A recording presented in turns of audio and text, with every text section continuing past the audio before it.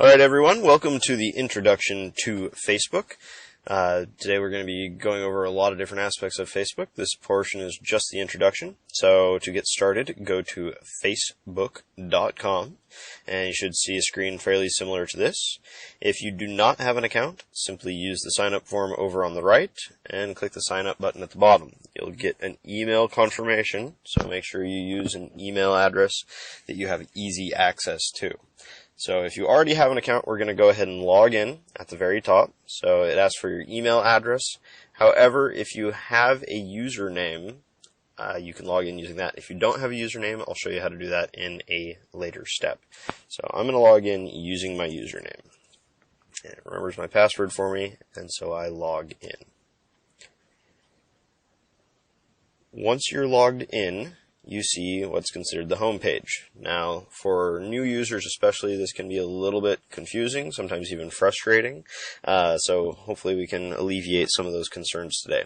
So what we're seeing right now is the home page. Across the top with our navigation up here, if you were to click on home, you would come back to this page. So starting at the top, we have our navigation. So again, home brings you back here.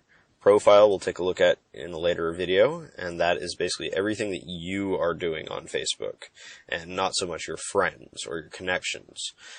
If they're interacting with things you are doing, that will show up in your profile.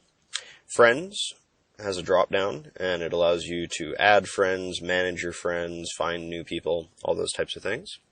We also have an inbox, which is basically a private messaging system through Facebook. It's kind of like email, except you don't have an email address, you have your Facebook inbox. You can click on your name, which will take you into some basic account settings. For more in-depth options, we have settings here, and we can do account settings, privacy settings, which I'll show you in a later video, and application settings. With Facebook, think of Facebook like your Windows operating system. It comes with Notepad and it comes with a calculator and things like that. But if you want to enhance its functionality, you install programs like Word and Excel instead of Notepad and calculator. Same type of thing with Facebook. You can add in additional applications. Some might be games, some may be polls. There's lots of different options. We also have the log out button. Make sure you click on that when you're done. That way nobody else can get into your account. And then we have a search up here in the right-hand corner. We're going to skip this middle section for now and go down to the bottom. And this is just like your taskbar on your Windows computer. So applications is just like your start button. This isn't a tool I use very much because I only come in here for very specific things and I know exactly where they are. We also have quick launch icons, kind of, again, like in your Windows taskbar, and these will change based on what you're using. So I have an icon for ads and business pages, which are things I use. You may not. We can add photos, we can create groups, we can host events, we can share links, and we can write notes. So those are all things that are down there in that bar. We also have chat. If you click on that, it's going to show you all of your friends that are on Facebook right now. So the ones with the green dots are actually on and active. People with little moons are on but not necessarily using Facebook right at the moment. So we can close that. And finally, the little sign in the corner, in my case with a 3, basically tells me notifications. So these are things that I may have posted that people have commented on, or things I've commented on that other people have commented on after me. If I click on that, I can see exactly what people are talking about. And I can click either on the person, or I can click on the item that has the actual notification. So we'll close that. So the middle section is where kind of all the action happens on the home page.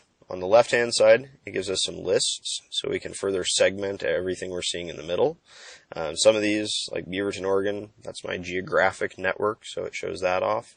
They keep talking about getting rid of that, so I wouldn't count on that being there forever. Close friends. This is a list that I have created personally, so you will not have that right now. You may eventually.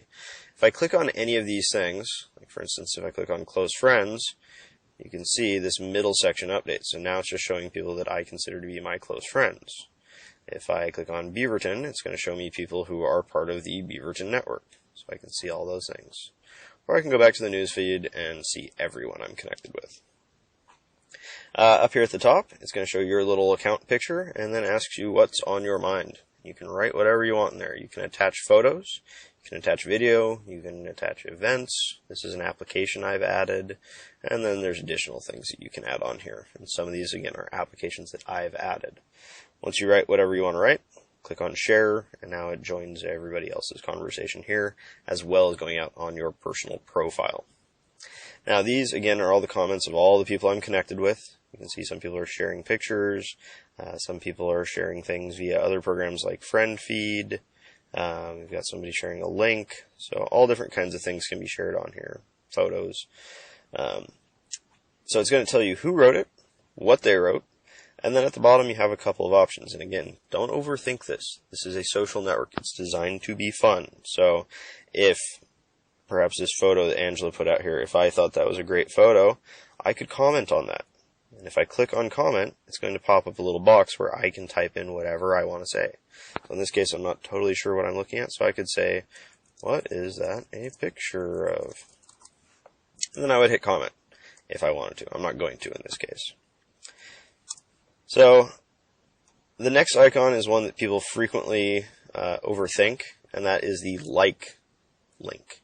And basically what this is I liked what you wrote or shared or posted or whatever the case may be, but I can't really think of anything to say. I just liked it. I kind of want to let you know that I liked it. I saw what you were doing. I'm keeping in touch. Again, don't overthink this. Don't think it's stupid. Don't think it's pointless. It's so easy that you wasting your time thinking it's stupid or pointless is taking up more effort than just clicking on it. So if I liked Angela's photo, I would just click on like, and I would be done, and I would move on. I can also share, in which case if I do that, it's going to say, how do you want to share it? And if I do it, it's going to post out to my profile, or I could send it as a message to someone specifically. I'm not going to do that though. So again, this is the main screen, all the action going on, and again, you may or may not care about this. You may not want to see what's going on with everyone. If you don't want to, just move on. Now, one thing is perhaps Mariana, she always is saying things that just bother me. When I hover over people, there's this little hide option on the side. If I click on that, it's going to give me the option to hide her. Now, I'm still her friend. She can still see my profile. I can go see hers. She just won't show up on this home page anymore. Now, you can also hide specific applications. So let me see if I have any examples here.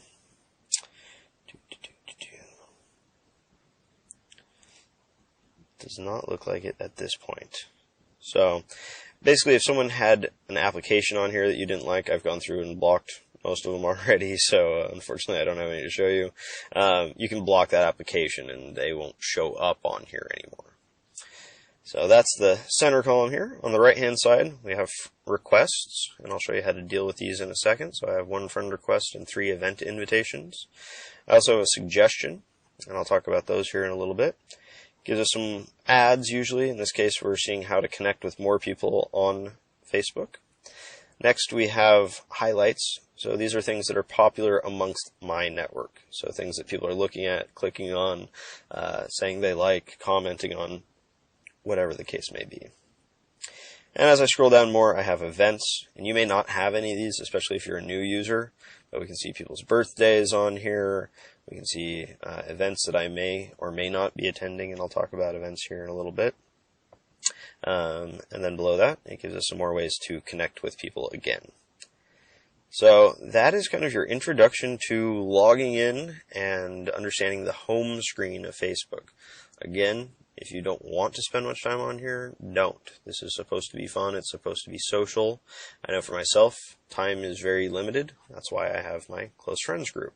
So if I only have 5 minutes, but I want to see what my friends are up to and stay in touch with them, I can click on that and again see just the things my closest friends that I have segmented out are talking about.